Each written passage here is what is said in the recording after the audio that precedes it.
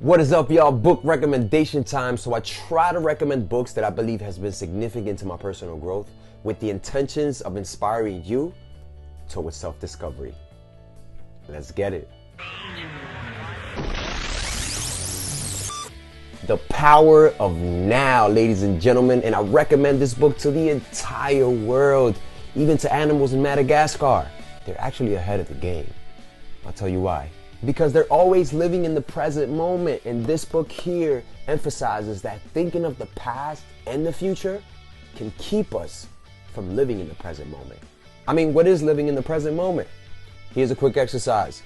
Can you identify the texture of whatever you're sitting on right now? I'll wait.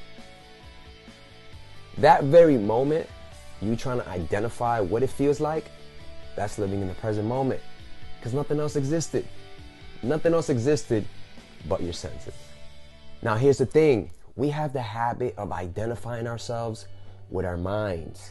And remember, our mind is composed of experiences, some that have traumatized us. So innately, we keep ourselves in the past, trying to protect ourselves from feeling that traumatic moment again.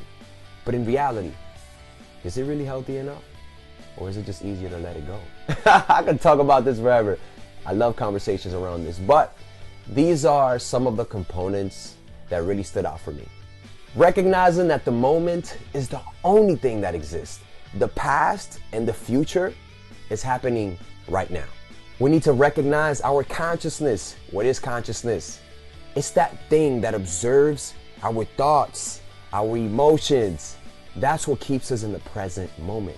We need to recognize pain. We need to observe the strength that pain in our body holds, like the past, anger, sadness, depression. And we use so much energy in trying to protect ourselves from not feeling that it makes it harder for us to just let go. And it keeps us away from living in the present moment because we're always thinking about the past. We're always thinking about the future. Creating false hope of the future. Of course, it's important to think of the future and seeing who you need to be now in order to make that future occur. But a lot of us wait for this given moment in order to feel free, in order to feel their full selves. Overthinking, as I mentioned before, and a lot of us see this as normal, right? And I get it. It's been normalized. However, we need to question, is it that we're using our mind incorrectly or wrongly, or is our mind using us, which is then causing that stress in our body that is keeping us in the past and in the future?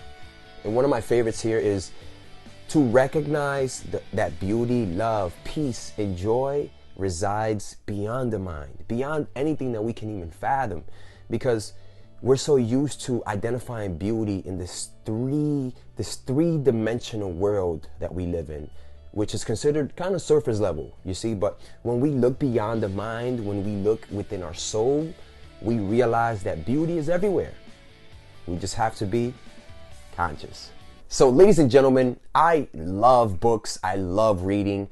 It's hard for me to operate through the day without reading something, just because I feel that reading has enhanced my perspective of life. It has allowed me to continue to be more mindful and to become a better man. So this is my way of challenging you to look beyond, to inspire your curiosity to want to learn more. Learn more about yourselves. There's a lot of truth in these books, and I think that it is crucial for us to absorb knowledge, not just to have the knowledge, but to apply them when necessary. I think that The Power of Now was really significant because I came in reading this book with the mentality that I believe that the power of now, it is powerful. And then reading and getting further into it really confirmed to me that living in the now is such a gift. It's such a gift. So when we learn how to practice that on a daily basis, man, we discover so much truth. So thank you so much, y'all. Thank you so much for staying this long. And again, I challenge you to discover yourself much deeper. Trust your process. Don't be afraid. Mwah.